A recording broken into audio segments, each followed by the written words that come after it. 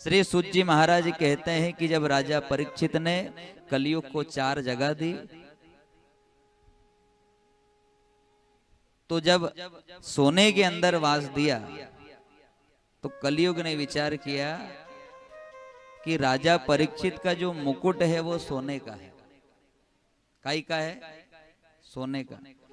तो एक काम करता हूं कि पहले राजा को ही गुलाम बनाऊं। क्यों? क्योंकि जब राजा गुलाम बन जाएगा नहीं तो प्रजा तो अपने आप गुलाम बन ही जाएगी।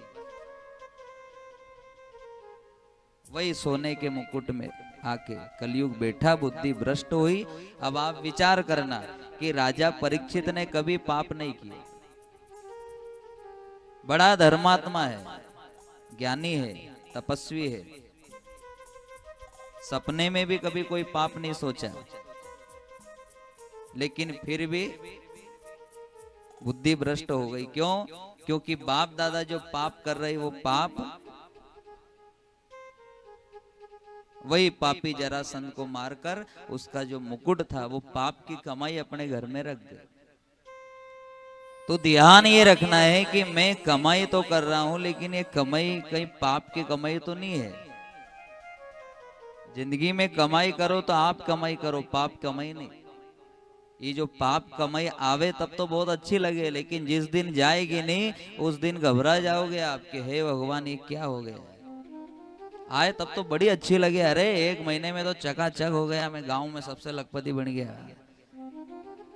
लेकिन जब जाएगी नहीं तो संतान भटकेगी इधर उधर।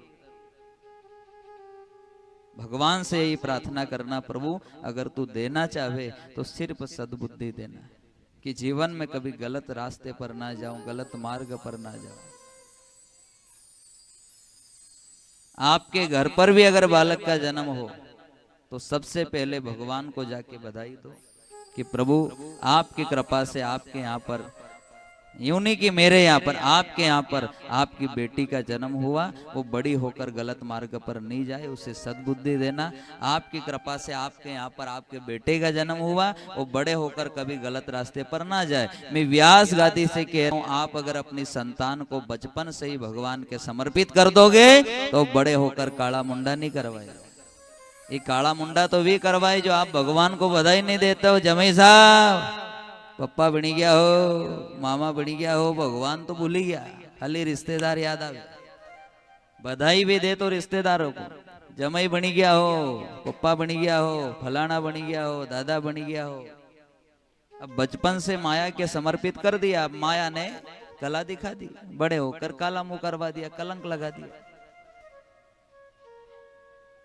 यानी कि गलत रास्ते पर तो अपन ने भेजा नहीं। और ये कथा में यही तो गुण देती है कि आपके घर पे बाल बच्चों का भी जन्म हो तो सबसे पहले भगवान को बधाई दो कि तू जाने तेरा काम जाने। क्यों? ये मेरे बाल बच्चे नहीं, ये तेरे हैं।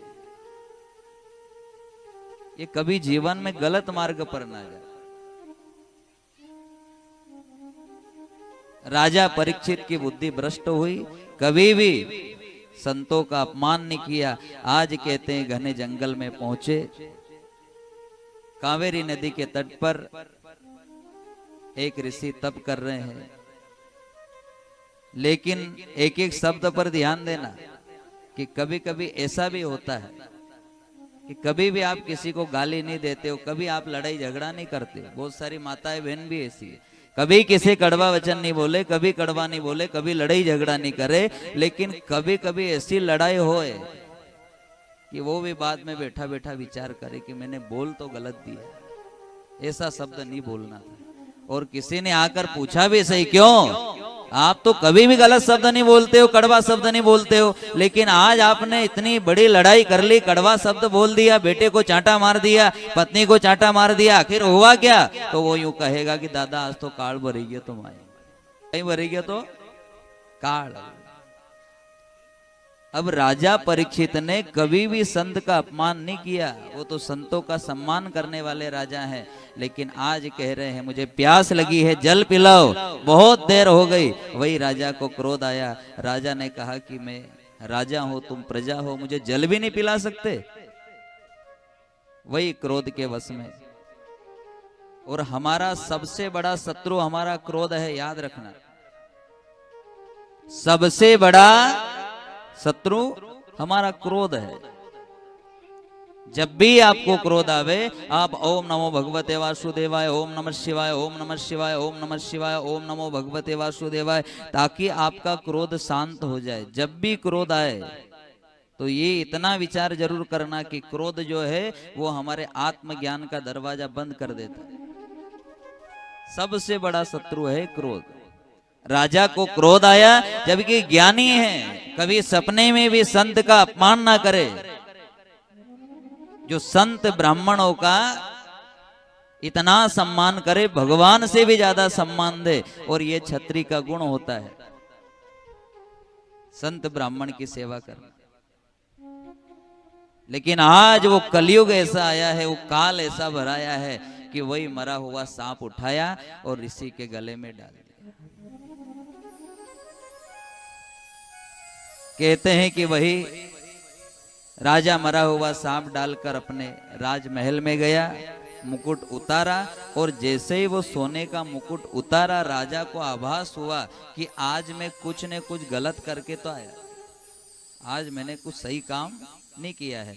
और याद रखना, आप भी इतने बैठे हो, कभी कभी अपन उल्टा काम करने के बाद में बहुत पछताते कि मैं वहां जाता ही नहीं तो मेरे से काम हो रहा है। ऐसा शब्द मेरे को नहीं बोलना था, पिताजी के सामने ऐसा शब्द नहीं बोलना था, माँ के सामने ऐसा शब्द नहीं बोलना था, पत्नी को चांटा नहीं मारना था। वो बाद में बैठा बैठा पछतावेगा, काम तो गलत कर दिया। राजा परीक्षित का भाव भी यही हुआ कि मैंने कुछ तो गलत किया है। कहते हैं कि वही समीक ऋषि के पुत्र श्रृंगी ऋषि को मालूम हुआ कि मेरे पिता के गले में किसी ने मरा हुआ सांप डाल दिया है।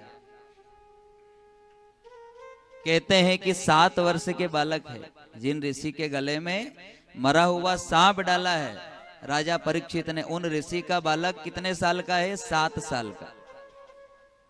हाथ में जल लिया, कुछ भी विचार नहीं किया, कुछ भी नहीं सोचा कि जिसको मैं श्राप देने जा रहा हूं वो एक ही राजा ऐसा है जो साधु संत का सम्मान करता है, ब्राह्मणों की रक्षा करता है, गौ माता की रक्षा करता है। अगर वो राजा ही मृत्यु को प्राप्त हो गया तो पूरी तरह कलयुग का राज हो जाएगा। वही जल लिया और कह दिया कि जिस राजा ने मेरे पिता के गले में मरा हुआ सांप डाला है, आज से 7वें दिन तक्षक नाग आएगा और उसे डस लेगा, वो मर जाएगा। अब ध्यान देना, वो है बाल हट, और 4 प्रकार के हट बताए। पहला बाल हट, अगर आपके घर पे छोटा सा बालक है और अगर उसने कह दिया मुझे तो अभी इसी वक्त बिस्कुट चाहिए, चॉकलेट चाहिए, तो लाके देना पड़ेगा, बाल हट। दूसरा है त्रियाहट। ये त्रियाहट ऐसा है कि घर में बूढ़ी डोकरी बेचारी रोज कह रही है कि छोरा तू बाजार जा रहा है, कुछ खाने के लिए लाना हो, बड़ी हर अहिरी है, कहीं न कहीं लिया जे। लेकिन बेटो उन डोकरी का बात पे ध्यान नहीं देगा, बिल्कुल नहीं देगा। और अगर पत्नी ने कह दिया कि क्रीम पाउडर खत्म हो गया है, कहीं बात करे, अरे कल बोल देती क्या, दिन भर काम करेगा ने लेके आएगा। जब बेचारी वह माँ रोज चिल्ला रही, अरे मैं तो रोज भूल ही जाऊं, मैं मारा काम धंधा में ऐसो उलझी जाऊं माँ कि मैं भूल ही जाऊं। लेकिन अगर आई मैडम ने कही दियो है, फिर तो आदमी सबसे पहले उज लेगा जाएगा, भूल ही नहीं जाऊं, नहीं तो 12 बज जाएगा, कहीं चूक नहीं हो जाए। त्रियाहट। फिर बताया है राजहट। ये जो राजहट है ना, ये राजनीति का कीड़ा भी बड़ा खराब होता है। राजनीति का कीड़ा किसी किसी लगता है लेकिन बड़ा खराब होता है। इतना खराब होता है कि अगर वो राजनीति का कीड़ा अगर जिसको अच्छी तरीके से डस ले तो वो यूं कहेगा कि भले 1 बीघो जमीन है यहाँ पे बेची दूंगा, लेकिन सरपंच बने बताऊंगा। तो इससे पूरी तरह बच के ही रहे।